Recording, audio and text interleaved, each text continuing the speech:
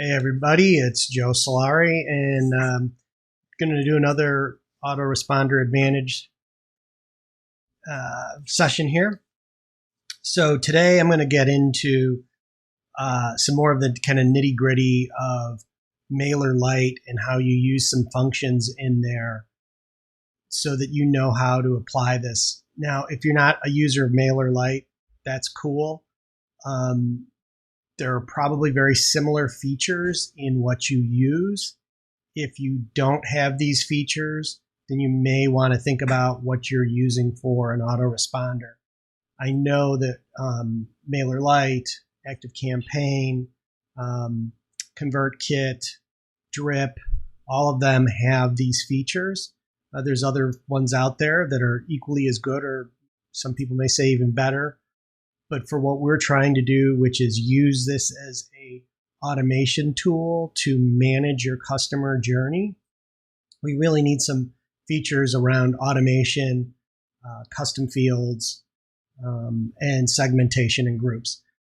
So I'll use some terms that are related to Mailerlite, but what we're doing, you'll be probably able to figure out if you're using something else. And again, like I've said in previous videos, don't change on account of what I'm doing here. Figure out how to use this in the software that you're comfortable with using, because that's far more important than a particular brand. In fact, Mailerlite would not be my first choice personally. The reason I'm doing everything around Mailerlite is because of a survey I did. It was the dominant software that authors were using. So it was just obvious to me that if I did the work around that, I would be addressing the needs of the largest population of authors. So let me switch over to this screen here, and I'm going to bounce between the whiteboard and here, but it's really good to just kind of get some basics here. And I do have a video of this that I did in the membership area. And again, for those that haven't signed up yet, please go to my website, and here the link is down here at the bottom of the page. It's courses.joesolari.com, autoresponder sign up. And again, you just put in your email address and sign up, and you're in. There's no cost to this. This is a membership area that I'm building out.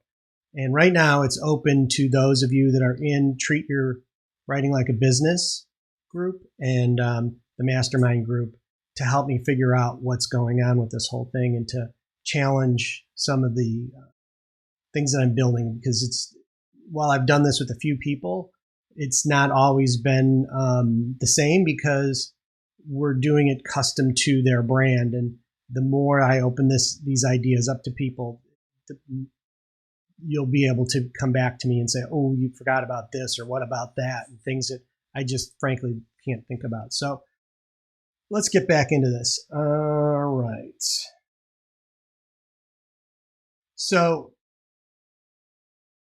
in Mailerlite, you're probably real comfortable, if you're using this, with the campaigns area, where you go and you create a campaign. Those are the emails you send out. You may have also gone into some of the things like automations and built a really simple sequence. But as you've seen, what we're doing here in the cold reader sequence is a little more sophisticated, right? So what's going to happen is in this first email that gets sent out,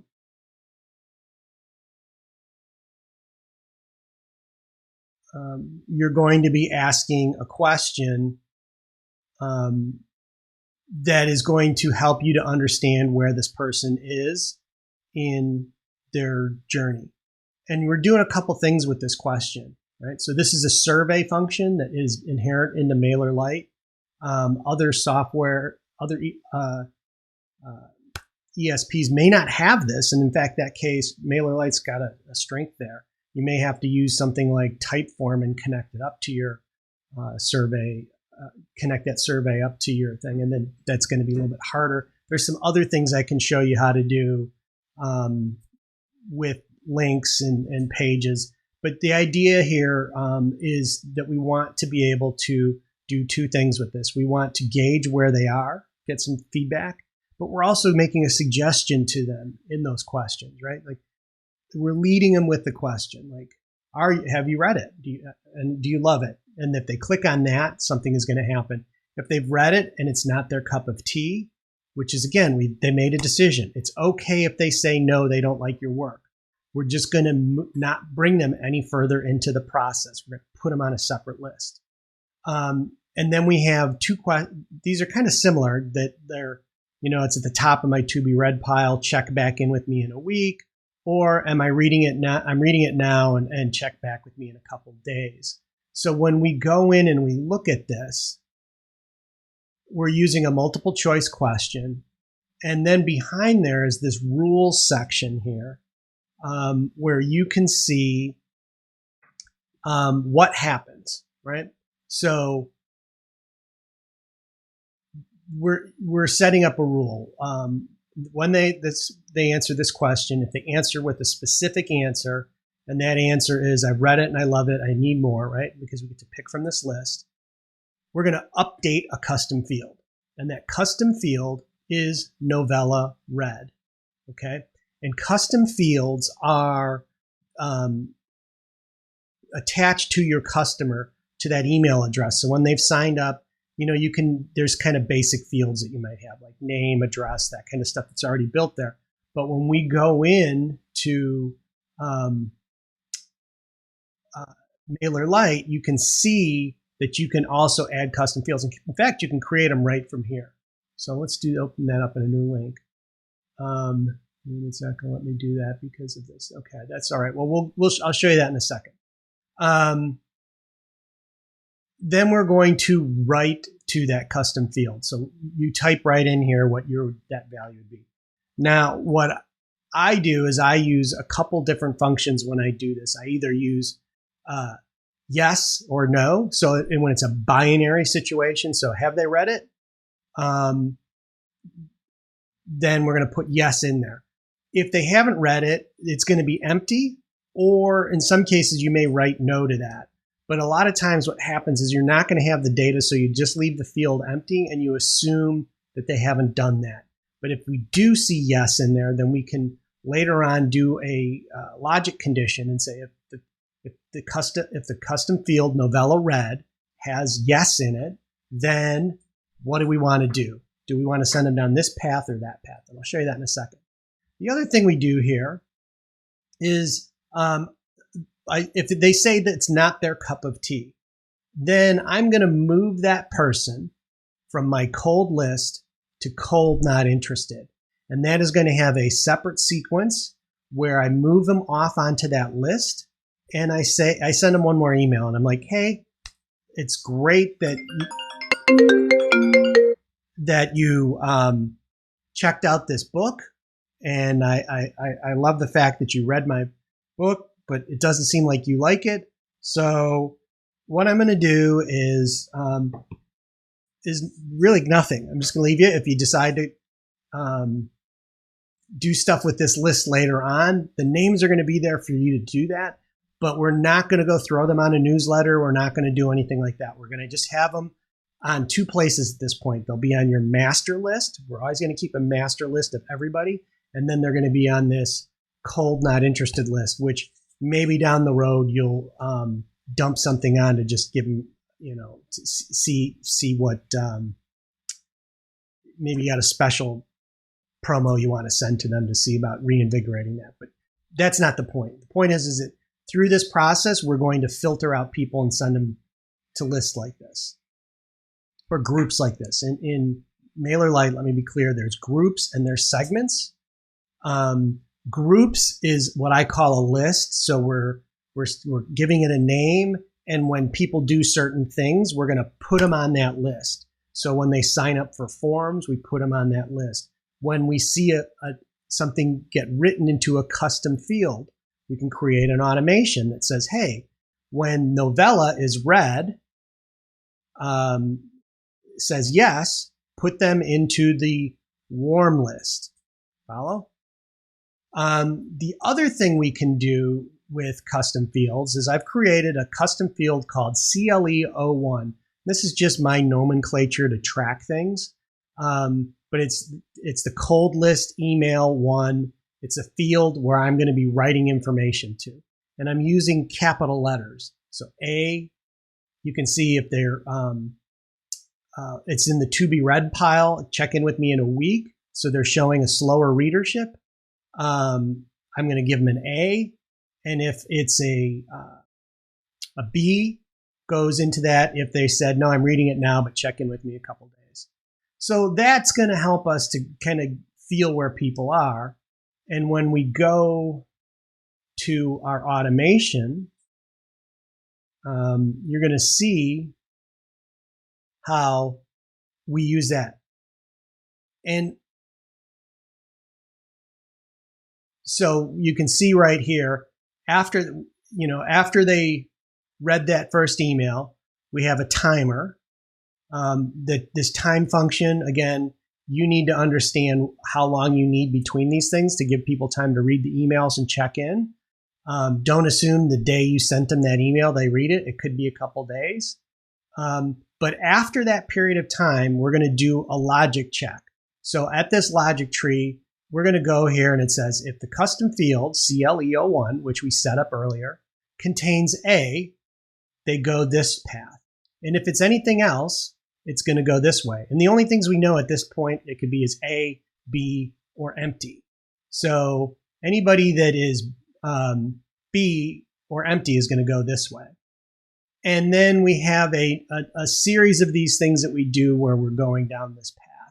And again, I'm asking them different questions. So I'm not, I've already got a video I've done on this whole sequence that's in the membership area, so I'm not going to reiterate that. I really want to use this to help you guys think through the concepts of how you can use these different tools inside your autoresponder to make this react to your readers.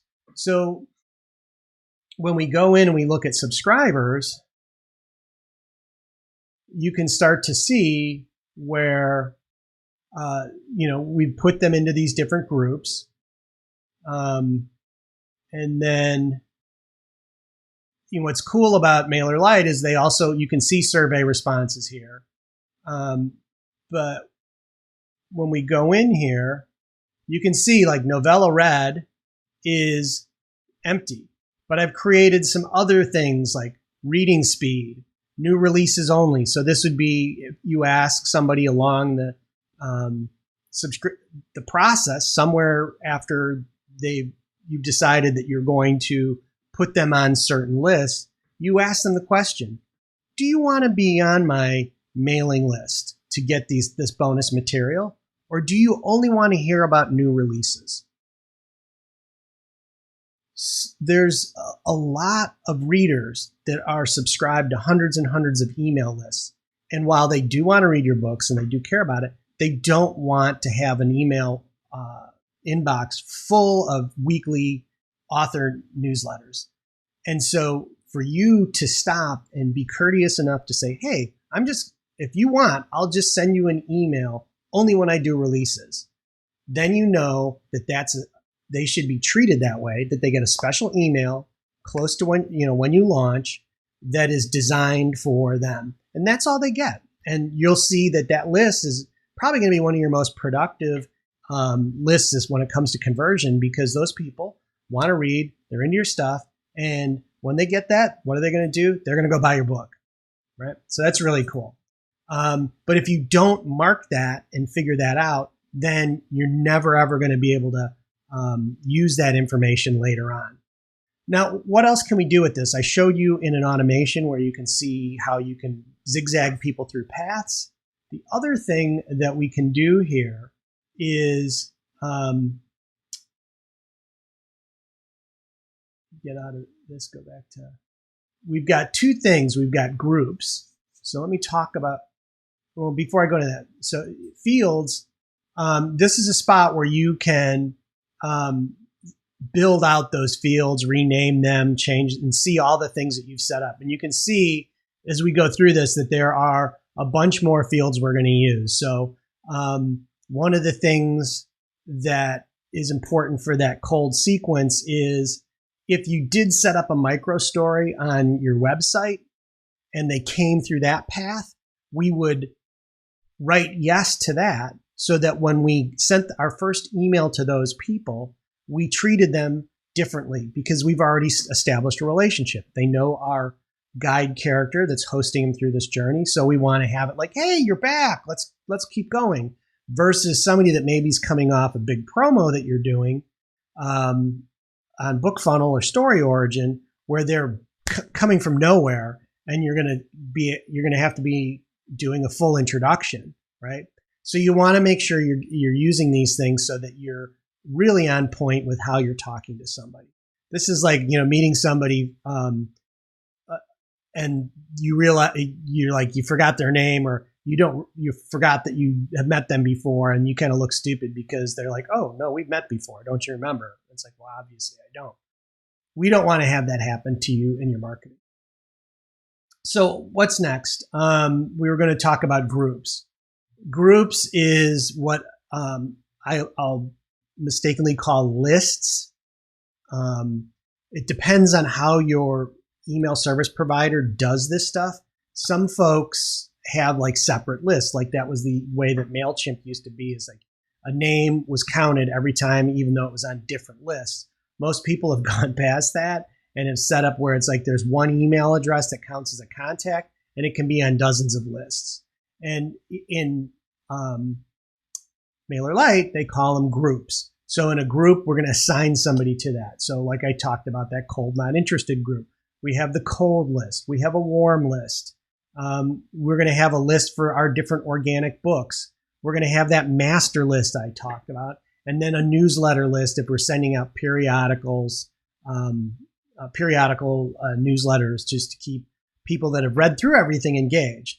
And again, I'll mention this, that I think that the more you build out these autoresponder sequences, the less and less important a routine email newsletter is, because people are being connected with you where they are in their specific relationship with you. And if you've got a long backlist, you've got some people that are early adopters and they may be done, and there's a need for those people to be seeing a newsletter. But if I'm somebody that's just coming into your first or second book of a 12-book series, I want to just work through that series, and we want them to be just focused on that. We don't want them reading your newsletter. We want them reading the books that they pay for. So that's part of this whole thing. But the other thing that's really important for this is what's called segments here.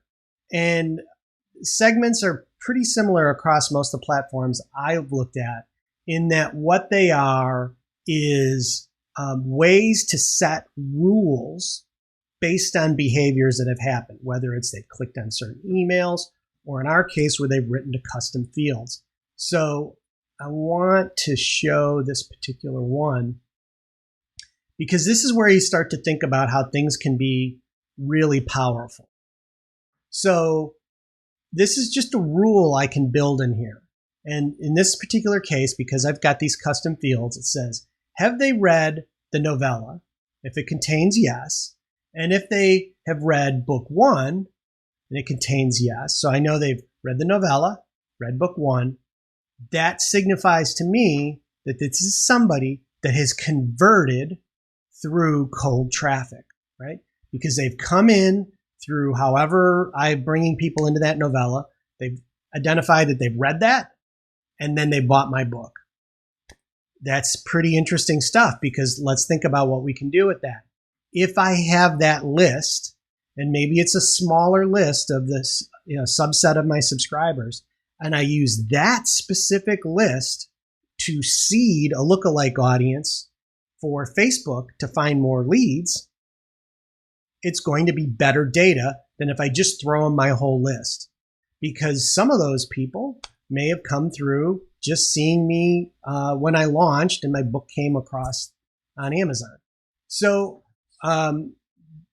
more and more information you capture in custom fields, the easier it's going to be for you to build some of these things, to start seeing how your audience is behaving and seeing how they're moving through this journey, right? Because you can actually build this out and see how people are moving from one list to the next, to the next, to the next.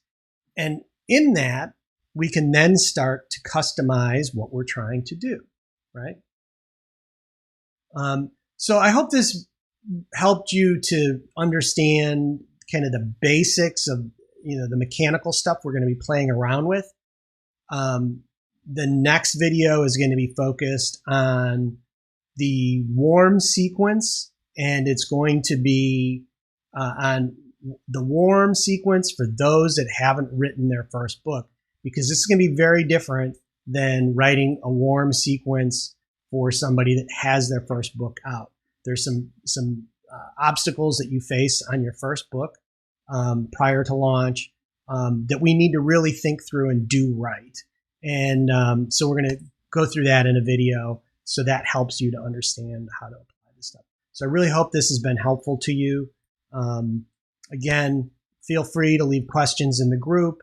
More importantly, you really need to go, if you haven't already, go and sign up for the membership area and get in there and start looking around, because there's more content. This is, while you can also see these videos in there, more and more content that I've built up to support these things is in there. And that's where the bulk of the work is going to be. And once I get through this kind of first week of working with you guys, I'm going to stop doing stuff in the group and really focus on making sure that the content is being developed inside that membership area.